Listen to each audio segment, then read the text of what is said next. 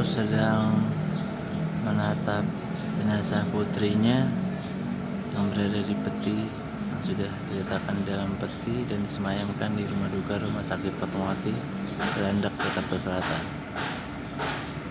Karen terlihat menangis saat terus menatapi jenazah putrinya yang sudah berada di peti jenazah.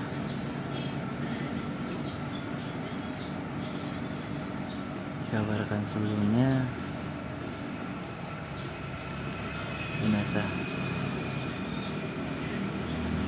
putri dari Karen Poro meninggal dunia akibat terjatuh dari balkon apartemen lantai 6 di kawasan Jakarta Selatan.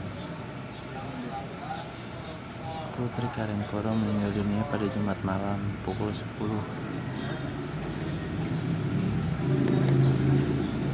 Dan Karen Poro baru mengetahui anaknya meninggal dunia pada Sabtu siang pukul 11 oleh aparat yang berwajib, bukan dari suaminya, Arya Satria.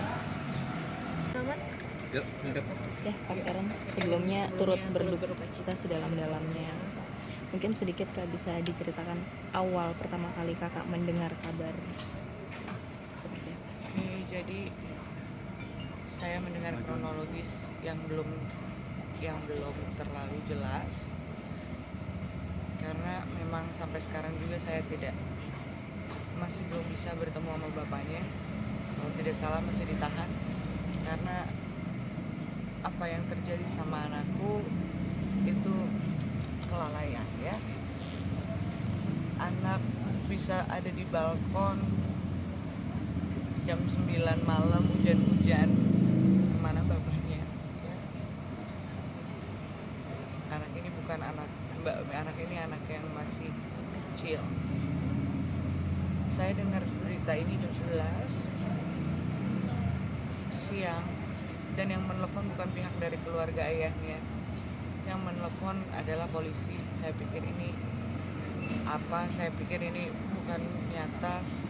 Akhirnya saya coba konfirmasi ke Polres Jakarta Selatan, ke Brip Kaworo di Jakarta Selatan untuk dicari tahu kebenarannya.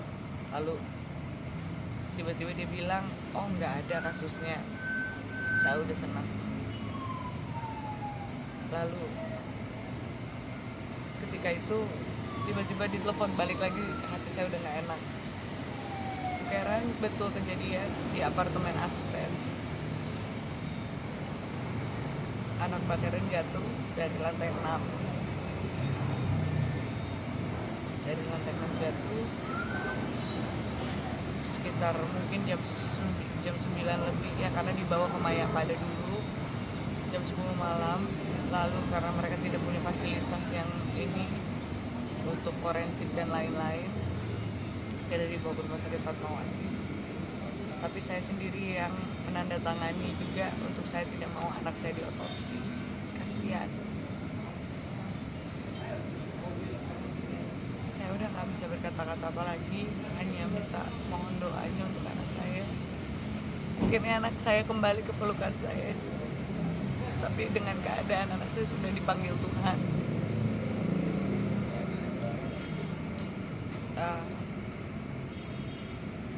Dan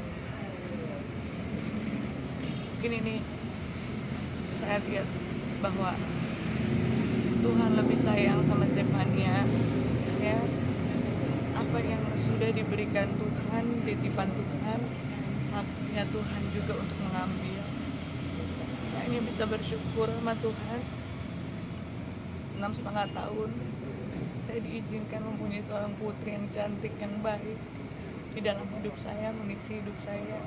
Mungkin hanya sampai 6,5 tahun umurnya Zefania ada di hidup saya, di hidup keluarga, menjadi terang, menjadi kebahagiaan yang luar biasa untuk kami.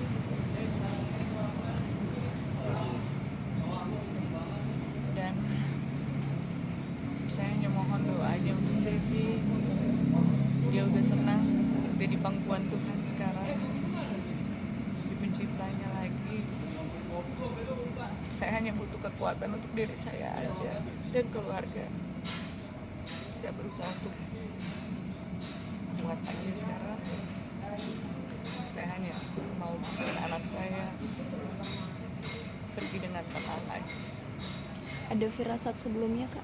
Saya 3 hari tidak bisa tidur, ya. 3 hari saya tidak bisa tidur. Selama 3 bulan saya telepon anak saya aja nggak dikasih.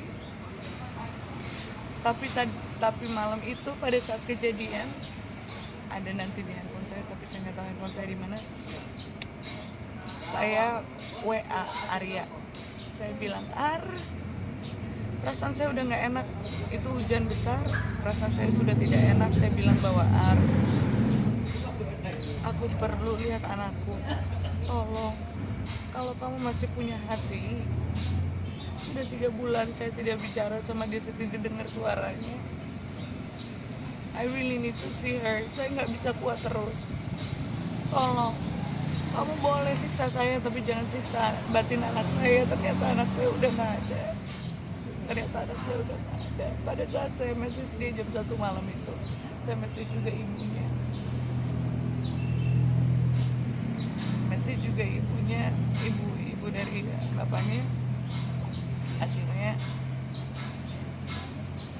tidak ada jawaban juga. Dan saya mengetahui kabarnya dari polisi, bukan dari keluarga mereka, ya. Anak saya sudah tidak ada, ya.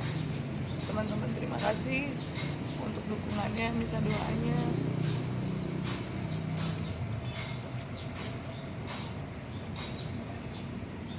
Buat Zefania, untuk yang dia berada di tempat yang terbaik di sisi Tuhan Yesus.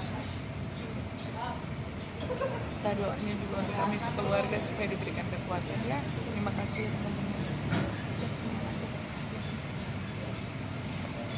Kakak, boleh nanya satu pertanyaan? Ada keinginan untuk melaporkan? Ntar dulu ya. Oke.